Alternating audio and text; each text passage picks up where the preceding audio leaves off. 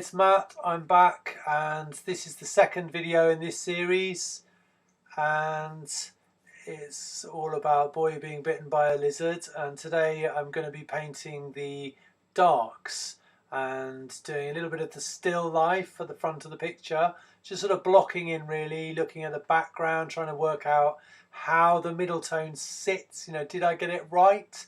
Is it too light or too dark? All's going to be revealed. And as you know, it's going to be possible for you to follow along if you would like. You can get a print, so that's something you could do from my Etsy shop. The details are on the Patreon page or on my blog. There's other information on my blog as well about this series and all other ones. But yeah, so let's crack on. I've mixed up. I haven't shown the palette because it's pretty straightforward. It's pretty much 50-50. Some of my black, my ivory black, and some burnt umber. And I've mixed them together to create this dark shadow tone. So I am pretty sure that the imprimatura that I painted is actually a little bit light, but that's okay because we can go over it with this. And certainly it's going to be far too light for the dark areas of the clothing, the boy's clothes, this sort of toga or whatever he's wearing. He's got wrapped around himself this huge scarf. So I have to go over it with a glaze, but that's, standard procedure, and it's something that Caravaggio would have done. And well, he did do so, because you can see it, there it is. So he had the imprimatur and he's gone over and he's painted the sort of creases in and given it a lot more depth with these colours mixed up. So I'm just sort of blocking this in now. In real life, so I'm doing this in real time, but in real life this took about an hour and a quarter. But this film is 53 minutes, so I have just cut out some of the boring bits, and there's a bit where the cat jumps on me, so that was a bit of a nightmare and that all had to go. But generally you can see everything that I did. And to stress again, I have oiled out or oiled in, whichever way you like to say it, the surface. So it's just a little bit slicker and it's helping the paint just go on really beautifully. It felt really nice to do this. I'm using a hog's hair brush, and so it's burnt umber and black. And I'm just going in, feeling around. You can see the still life, and I'm just going around the edges of that. His robe. And just darkening.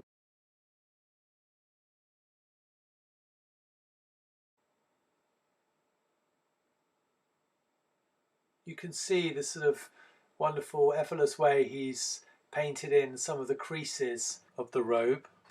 And they are difficult to see in this version, but in the other version you can see that in the technical bulletin by Larry Keith. Caravaggio made a copy and the creases are a bit clearer, so I might use those for reference later. I'm doing a little bit of the shadow of the sleeve of his top, but that I'll probably save, as I said in the previous video, for, I've got to use black for that, full on black. But anyway, just to sort of, for the mind's eye, just so that I can get a clearer idea of what it looks like. Just darkened it slightly. So you can use any size brush you like. I tend to use these sort of smaller ones, and then you can block in like that. I'm just going to go over it quite a lot to smooth out any huge brush marks, or the brush marks that I want to see are the ones that show the creases, the folds of the fabric. Everything else I'll just leave fairly sort of smooth and even.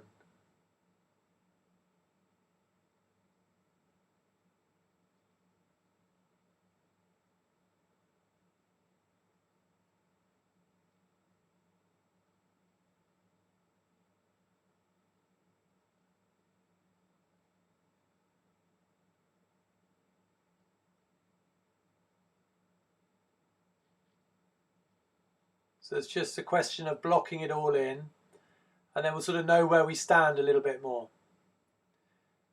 But it doesn't really take long. you know, use any size brush, use any kind of brush. A sable brush is fine. I like a hog's hair brush just to sort of do this kind of very loose glazing, blocking in, because you can just scratch it around a little bit and sort of, it's really good for that scumbling process where you're just sort of rubbing it on quite roughly.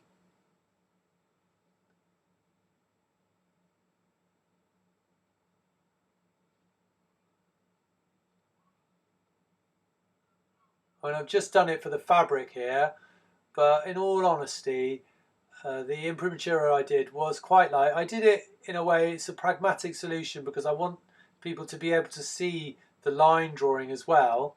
Very, very easy to go over it with this this glaze with the black and the brown. And you can see really that's the kind of colour it is, just below his the right hand in the foreground, just there underneath the finger. That's just pretty much exactly the imprimatura tone, or the tone, you know, that Caravaggio had, that he ended up with, because who's to say, I'm sure he would have glazed it anyway. He did go over with, certainly for the creases. This is one thing, I don't do it in this particular video, but one thing I'm really, really looking forward to doing is the hair, because just that, it's such a brilliantly efficient way of doing it. Just these curls described by just arcing lines with the brush. It's just so simple, it's just lovely.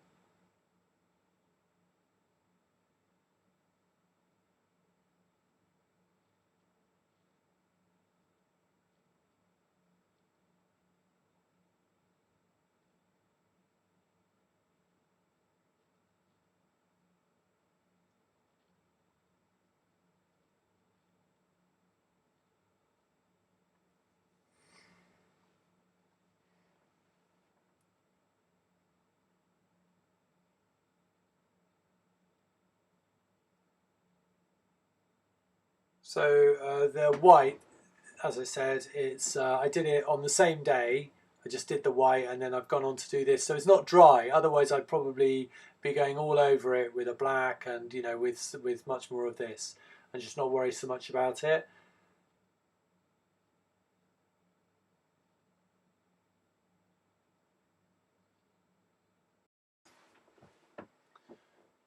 So I haven't quite mastered doing the, you know, commentary as I work. I could probably do it if someone was in the room, but just working away by myself and being filmed, I tend to just sort of home in and just sort of lose myself in just the act of painting. So I'm hoping to do that. But yeah, I'm sitting here with you now watching it, and I'm just talking through, just remembering what was going through my mind, and trying to sort of clarify the process that I'm going through. It's a sort of tentative investigation of all of the different values, you know, just trying to find out what sits where, and how everything sort of fits together in terms of their respective values.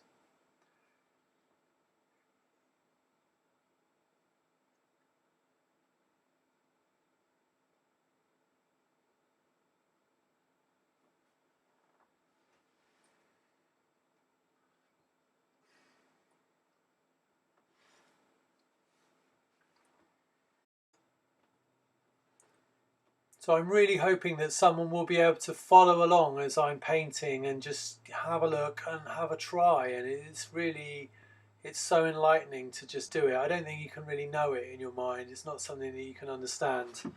I know that the art historian James Elkins, who wrote a really wonderful book that I should plug, called What Painting Is. And oh, well, I'm just going to read. I thought, how can I describe it? And I just thought I'll read from the first page, and I'm sure I'm allowed to do this. So the first chapter is titled A Short Course in Forgetting Chemistry. And then James Elkins goes on to say, painting is alchemy. Its materials are worked without knowledge of their properties, by blind experiment, by the feel of the paint. A painter knows what to do by the tug of the brush as it pulls through a mixture of oils, and by the look of coloured slurries on the palette. Drawing is a matter of touch. the pressure of the charcoal on the slightly yielding paper, the sticky slip of the oil crayon between the fingers. Artists become expert in distinguishing between degrees of gloss and wetness, and they do so without knowing how they do it or how chemicals create their effects. And so, yeah, anyway, that's the first paragraph, and it's just really, really brilliant. That's his analogy, is painting is alchemy. And I can't remember why I started talking about that now, but please read it. I think anyone should read that. Anyone interested in painting at all should read that. He's a really amazing art historian. So I'm just blocking in the leaves now, and I did try to put a still photo of my palette just so that you could see, but I said earlier that I'm using Michael Harding's Sap Green, and it's debatable whether or not I need to. In the first video, I've read different accounts of what Caravaggio's palette was, or a Baroque palette, and some people say, you know, that they use various cobalt greens, or not cobalt, you know, it's copper oxides to make greens, and malachite I think is like a copper oxide, some kind of mineral. Here I go, great with chemistry here, but I'm just using sap green as an equivalent. But then anyway, some people say that, you know, Caravaggio didn't use green at all, and that could well be true, because actually it's a recent discovery. Even just during this painting, I mixed raw umber with white, and it just made this it's such a sort of cool green. It's amazing. That's what creates the background behind the figure in the painting. That green there, it's not just a mixed green, it's just raw umber and titanium white. And so I wonder if the same thing wasn't actually done with the leaves. It could have just been black and yellow ochre, because they were definitely on Caravaggio's palette, or it could have been, you know, black, yellow ochre, and a little bit of raw umber. So I mean, I have used a little bit of sap green, but I might just see what black and yellow ochre do for me next time when I go over a second coat. This is quite a thin layer of paint now.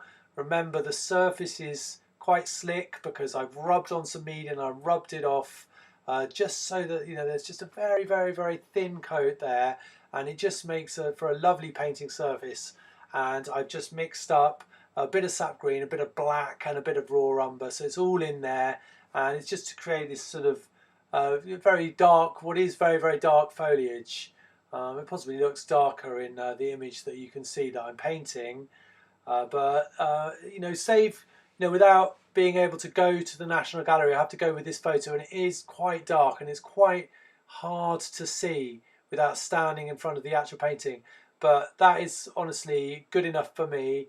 I'm happy, because what I'm really trying to learn actually is how to, you know, paint the flesh, how to paint the figure, how to learn about using imprimaturs and the glazing around the brown fabric.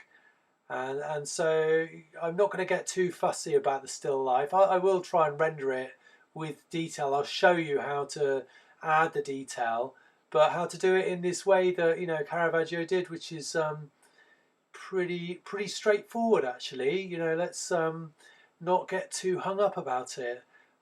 He has done, and he does do, really, really detailed still lives, and that was definitely, it's quite a new thing in Baroque art, or in you know, painting generally, to do these very, very realistic still lives, and Caravaggio was definitely an absolute master at it. But anyway, it's not, you know, like the whole purpose of this series. So we'll see how it goes. But you know, you can see where, you know, the leaves, just, you know, the veins of the leaves, you know, they pick up a little bit of light, and etc. So I've used, as I said, just sap green and sap green black and a bit of raw umber, and I'm just going over the particular leaves in question. So there's a rose and there's some jasmine, and I learned that from the National Gallery of London's website. And I mentioned before, a man called Larry Keith did a technical bulletin about this painting amongst other Caravaggio paintings, and It's just, anyway, it's just a really, really interesting read. If you go to their website, that's how you're going to see this image anyway, properly, because they've got a good image that you can in fact zoom into, so it's kind of a good tool to use if you want to see some of the details. And of course you can read about the painting, and certainly Andrew Graham Dixon, the art historian, has his interpretation on there, which is really, really interesting, but I won't go into now.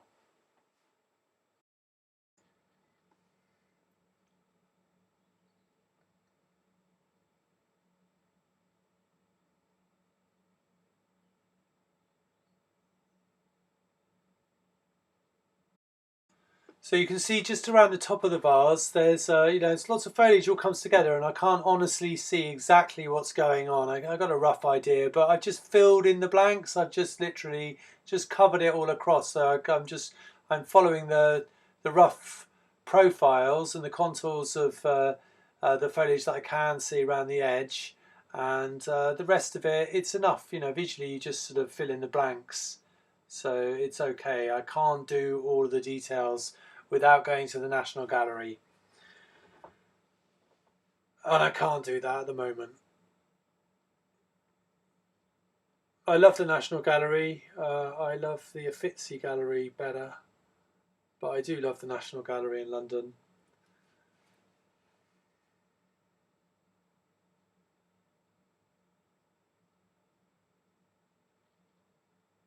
And it'd be really something to one day maybe do a video there and copy something.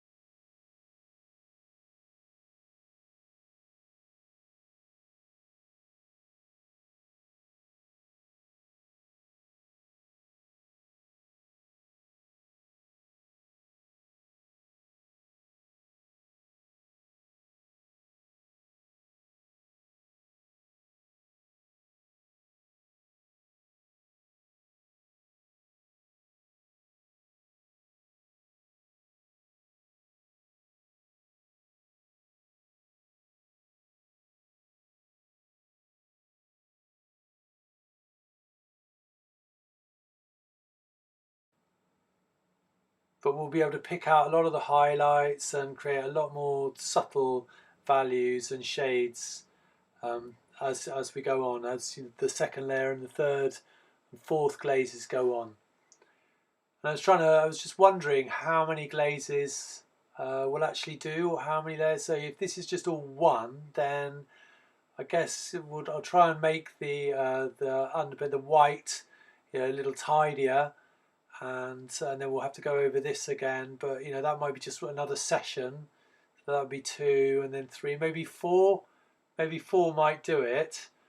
Because at that stage, possibly, when just tidying up the white, it might be enough just to go over it with a bit of colour, then and there. So, I've done that before with other grisaille that has looked fairly rough. It's really quite awkwardly painted when you look up close, but then just, a nice sable brush and just a little bit of modelling, and you can do. I did a portrait of a baby. It's my son, actually, when he was a baby, and I don't know if it might be on my blog. It should be, or on my website. And the skin just ended up, it's one of the best ones, because I don't know how I did it really, but it just ended up being it was almost like porcelain. It was just so smooth, but in fact the underpainting was quite coarse. So I was just thinking possibly it would be okay to just go straight over, right, the next glaze we could just start adding some colour, and that might well work. And I wonder if that's what Caravaggio would have done. Certainly it needs some darker tones in, and I can do that. I can see that that's going to be fairly straightforward, certainly looking at the shadows in his face and around his chest, and on his left hand it's just going to be, as I've just done, a bit of burnt umber and black, I think, just going over, maybe a little bit of vermilion, a little bit of red in there, but not too much. And if it's not quite right, I reckon we'll be able to get the value right, but if it's not quite right, then we'll have a chance to go over it again. But same with the hair. The hair is honestly, it's just going to be a bit of burnt umber and black, and that's that. It's always just going to be done just in a second.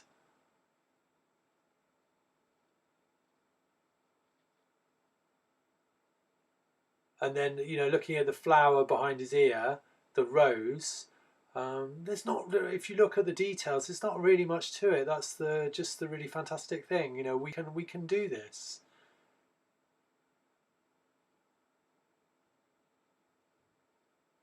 I suppose you can take it as far as you want, and it could be as detailed as you like. But you know, because I just sketched it in. I'm just following the lines of the petals. Maybe the drawing isn't quite right, but well, anyway, it's as near as damn it. It's enough. It's enough, and your eye fills in the rest.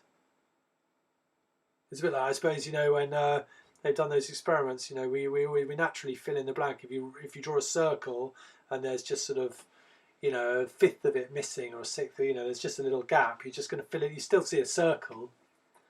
And I think painting works in the same way. It's all illusion after all, isn't it? It's a trick of the mind.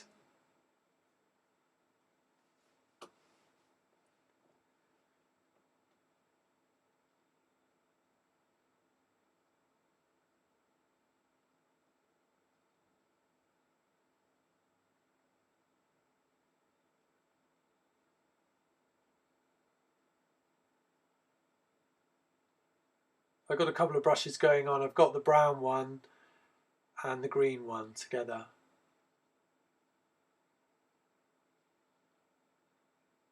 I can't tell honestly what I'm doing now, but I'm still just blocking in.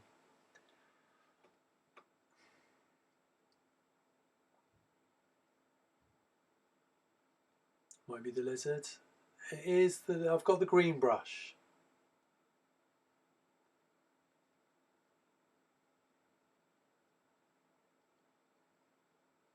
I mean, the lizard's very difficult to make out, but you can tell it's a lizard. You can tell that it's something and it's gone in by the finger. Andrew Graham Dixon said, all right, you know, I can say it now. Andrew Graham Dixon, his theory is, he said, because there's a court document where I think, or is it anyway, Caravaggio describes, you know, one man doing it to another, where he bites his finger at the other man, and this is, he's saying, I'm going to castrate you. So Andrew Graham Dixon's theory is that it's something along those lines. You know, it's a pretty, Caravaggio has a reputation for violence, and that's what Andrew Graham Dixon you know, talks about a lot. You know, it's because, but he was a product of a really violent world. It was Rome in those days was just a sort of incredible place. You know, incredibly violent place. You know, filled with mercenaries and brigands, and you know, it was just, you know, they're just happening daily, just murders, duels, feuds going on, and it reminded me of studying Romeo and Juliet, where this it's so sort of like a hair trigger, and then there's just some, you know, violent acts, you know, and everyone is at each other's throats, and debts have to be paid. And Andrew Graham Dixon talks about how there's so, you know, like I cut out an eye and I have to pay you, you know, £100. If I cut out two eyes, I've got to pay you like £500. It really doesn't seem like much. But you know, I cut off one testicle and I've got to pay you £200. And if I cut off both testicles, I owe you £1,000. And that still doesn't seem very much at all. But you know, it's actually there. This is all written down in courts of law at the time in early 17th century Rome. So it's all pretty bonkers stuff. I don't know if that's. I like to imagine that this painting is just, you know, it's an allegory of being bitten by the pain of love, perhaps. But I'm just talking about it purely formally. It's I chose it because it lends itself to understanding these techniques, working with the imprimatur and the glazing, and that's what I'm really interested in. I'll try and write some of these other ideas about it on the blog, but as I said, it's all on the National Gallery of London's website as well.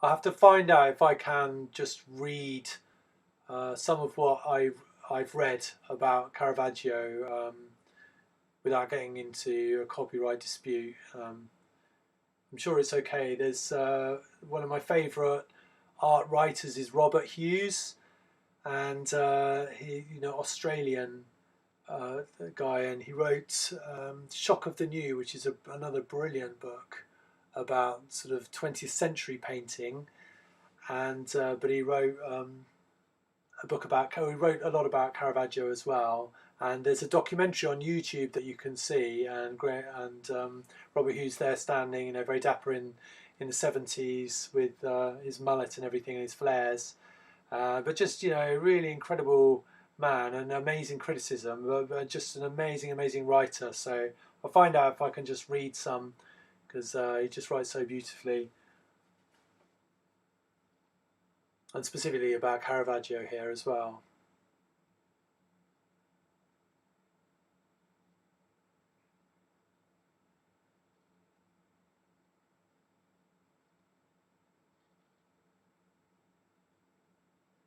So I had to fill in some shadow tone around, you can see just sort of around the shoulder. It's still not quite there, but I'm going to make it up with the glazing. But I just added, because it's just darker, just where it meets the highlight, where it meets and the light hits the shoulder. It's immediately much darker, and then it curves in and round to the collarbone and the chest, and it's lighter again, and it's closer to the original Imprimatura maybe. But I've just added in that dark shadow and the shadow under the chin, and I'm just gonna behind the ear as well.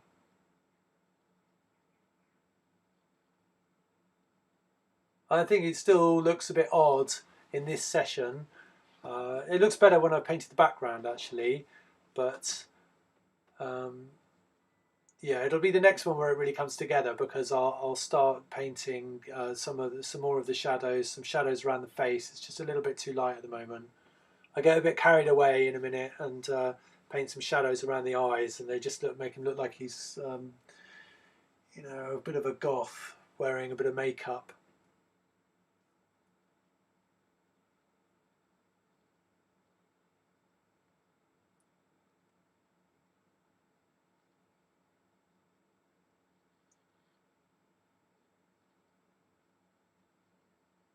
So again, I'm going over the forms of the leaves. This is the jasmine, just sharpening, just making sure that they're all just the right value, which is pretty much next to black.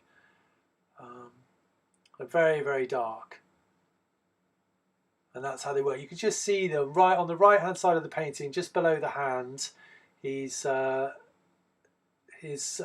sleeve is just painted in one flat colour, which is, I discovered, raw umber and black, no, sorry, raw umber and white, but very dark, and it looks very cool there.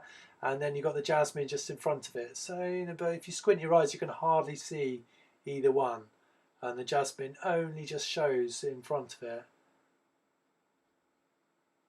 And I'm pretty sure that's going to be pretty much what it looked like originally. I know paints do change over time, but I'm pretty sure that's what it would have looked like, or as near as when Caravaggio painted it. But that's the sort of economy of means. It's really simple. There's no detail in there whatsoever. It's just the sleeve, and it just melts into the shadow behind the vase, and it's just one flat colour, and then you've got the jasmine in front of it.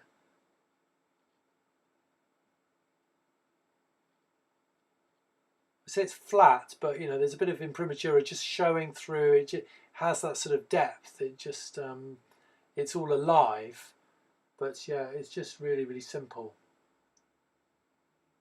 And that's why I'm trying to do this, to just impress upon people that it's it's done in a really simple way, and it's not to get too, not to be worried about that. You know, it's just, hopefully if I can show you and I'm trying to find out myself at the same time, then you know, we can all see just quite how, for Caravaggio, you know, it's breathtakingly simple, but how we can follow those same procedures and, you know, improve our own painting. I know some people, everyone's different, and some people like detail. Some people really love to get involved in that. Just yeah, either way, both approaches are good. I really like this, where something can be done economically, because that was always my thing when I was you know, I decided, you know, because I haven't had much luck really selling paintings over the years, and then I just decided I was going to try and do portrait painting. And you know, I found it was quite difficult to get paid, you know, a good rate for a portrait. And then as well, I might have to have gone through an agency, and then they take 50%. And so you just think, oh, am I really going to get like £1 an hour for this? You know, if I keep working on it, or, you know, how can I speed it up? And again, I had children, you know, young children at the time, and so I just had kind of very little time. Was really time poor, and so it's like, how can I do this as efficiently as possible? Because sometimes I would spend, you know, there was a lot of agony, just wasting time, going back over it, throwing good after bad, you know, just it was a really difficult process. So that was my whole point. I just thought, surely that's the simplest way to do it. You know, just paint it in black and white and try and glaze it, and that was still really difficult to try and get my head around. And then I did, and then I can see, you know, this is a step further along. You know, it's how to do it as sort of quickly as as efficiently as possible, because that was what was on Caravaggio's mind as well. You know, that's why these methods were developed, and how he was trained, because it was important for everyone. You know, if you want to get paid a good going rate, a good rate, then you've got to speed it up.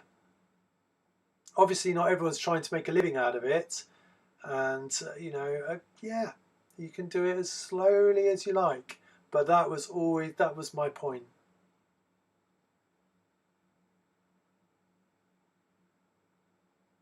Please just turn the sound down if I just get too much.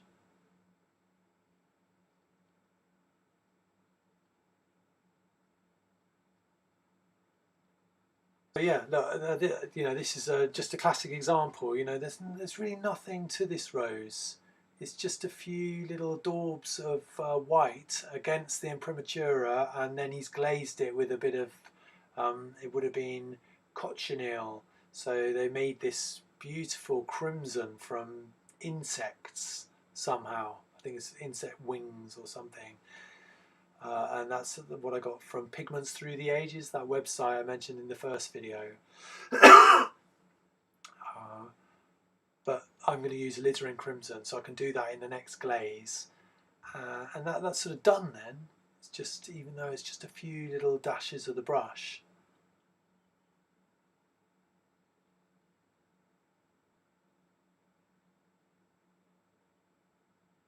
Likewise, I think all of the leaves, you know, we can create a little bit of detail just with, you know, the sort of slightly jagged edges around the rose, the serrated edges, and the spine of the leaf and the little veins going around. There's just little touches of white.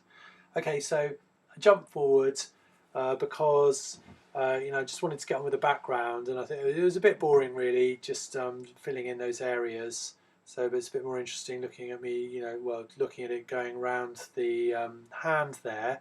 And this was the first big revelation with this painting, and that's just the discovery that raw umber and white created this very cool sort of bluey green. And I don't know if it particularly shows there. It's a little bit, it looks completely grey there, but that's because I had a few mixes, and I can't show you a photo of my palette. I'll probably put it on my blog, so you can look at that on my website. But I tried it. I thought, what is it? That's a bit of brown. Let's try some brown and some black, um, and a little bit of yellow ochre. But that just didn't work. It was still, the black was too blue, but yet the raw umber worked a treat. And I will have to glaze over it again with some more of it just to make it a little bit darker, because it is quite light. But it was just, yeah, so raw umber on white made this green, and that is just green when seen against the red of the imprimatura. So I just thought that was really wonderful. And there you can see that's just exact. I'm sure that's exactly what he did, because you, at the very end of this video, I'll show you my version. No, I've got a photo. I will put it on the very end of the video. So it's my version next to Caravaggio's, and you know I got it quite close. So yeah, this is the bit I really wanted to show. Just painting over it here because I got the mix just right there. Well, you know it's not exact, but it's close, and I'm just going over because if you look, you know, you can see this on the National Gallery's website. If you zoom in to that area of colour, you can see the imprimatura showing through. You can see the red layer, the dead layer, which is red, you know, of burnt sienna and burnt umber. So it's very warm, and it's showing through that, and that sort of just gives it that depth and warmth. It's not too cool. So when I've done this, unfortunately, it's just out of shot there, which is annoying because I did the shadow as well. Didn't get the angle quite right. I have to go over that. I didn't draw a line for that either on the, if you get a print, but that's something you can work that out.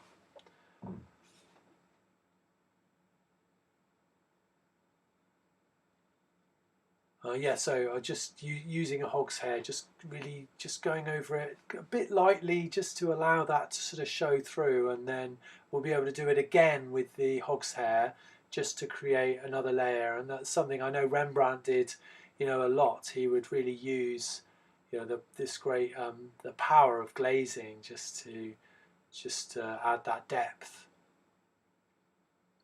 But I was chuffed with that. It just, if you see the palette, you know, it took me a while. I was there for about 10-15 minutes, which is why I cut it out, just trying to get it. I tried it, didn't work, far too cool, and then tried again. And then this is what I was talking about with the sleeve.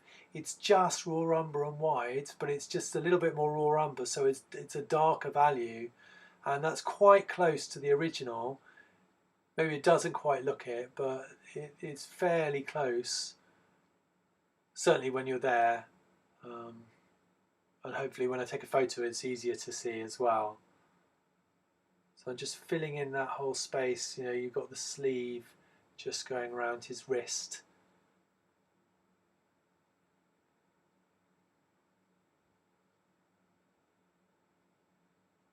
Yeah, I do feel raw umber was a big one for this. Or, you know, I mean, I can't remember the name of the guy on the National Gallery's website now, Larry Keith. He just mentions earth pigments, so you know we can say, you know, for me I think it's raw umber, but raw umber, burnt sienna, you know, they rule on the palette.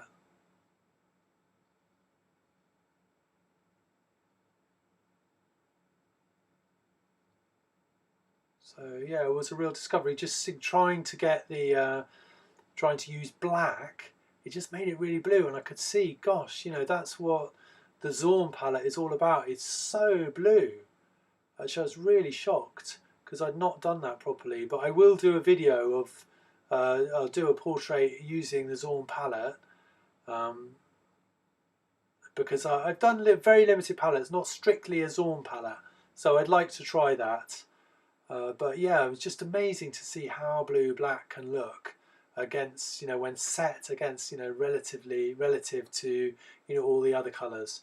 So I just felt that the vase, you know, it's quite cool. It's definitely very black there, and it must have been glazed. But I'm just starting with just, you know, a lot of black, a little bit of white, nothing else, just to give it that sort of coolness. And I think, honestly, there might have been another way, but the only way I can see that he's done where it's sort of really where the water sort of holds the light really, and the glass sort of catches the light.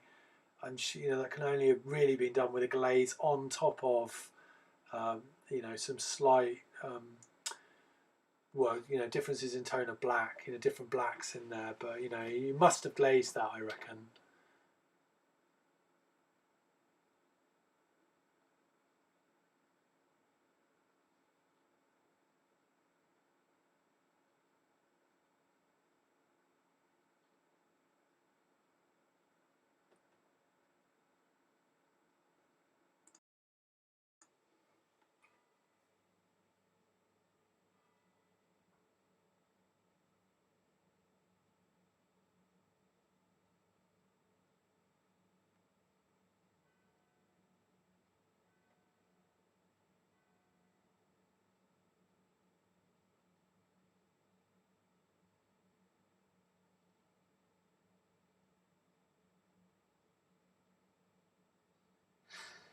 Yeah, so I did mention I just switched to the sable brush just to give a slightly sort of more polished finish, being glass after all.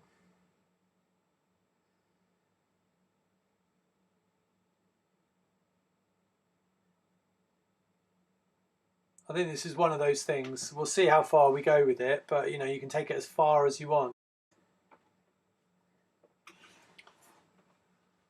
But I think we should be able to get fairly close to what he's done.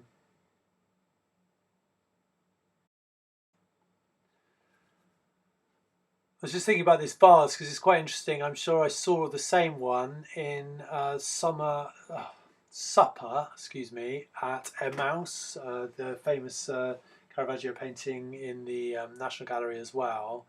And the one where the Jesus Christ's disciples, got his hands stretched out and really sort of foreshortened, and so they're all sitting down at the table. But it's so I'm sure they were fairly common in Italy at the time. But it's been. I always remember a friend of mine.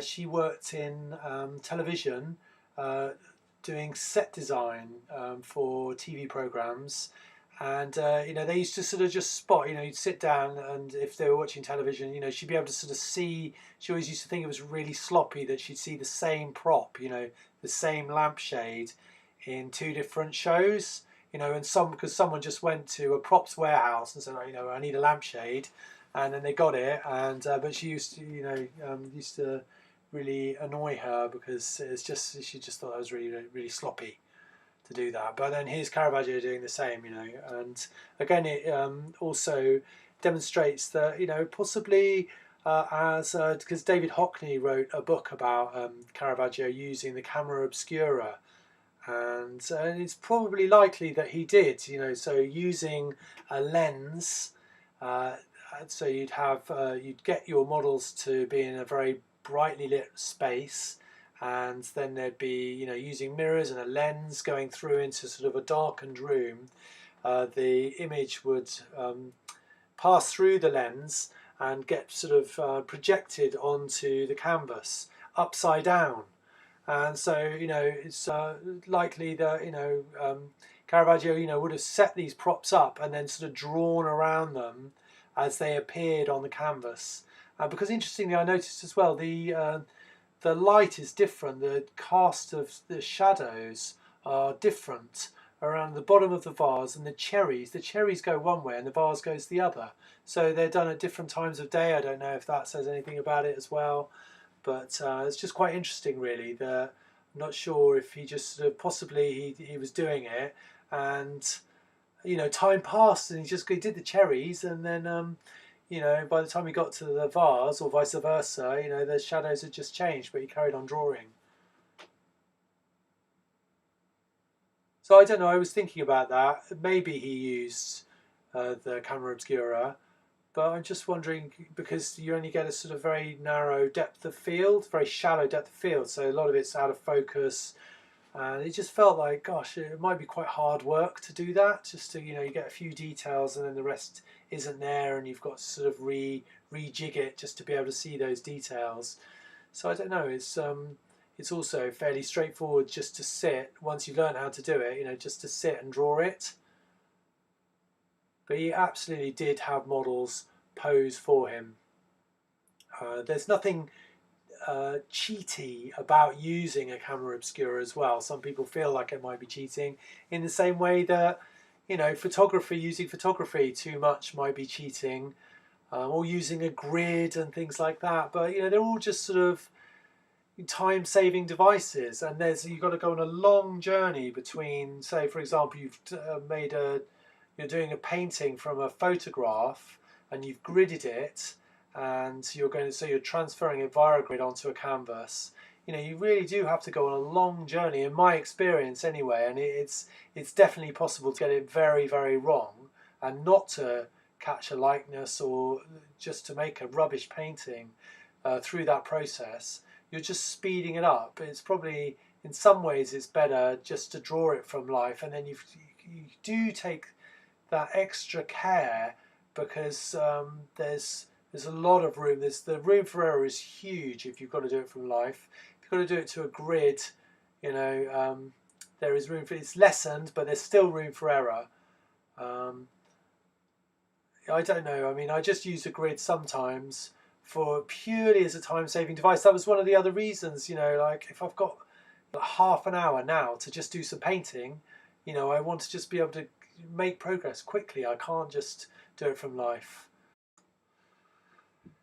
Anyway, enough of that. It's the end of the video, so I've just left you with, I'm going to leave you with the picture as it looked at the very, very, very end. And in the next one, I'm going to show just some of the shadows and maybe beginning the glazing. And so here you can see what I meant by, you know, the green that raw umber and white create. I'm sure I didn't know that, but it was quite striking in the context of this painting. Anyway, see you next time.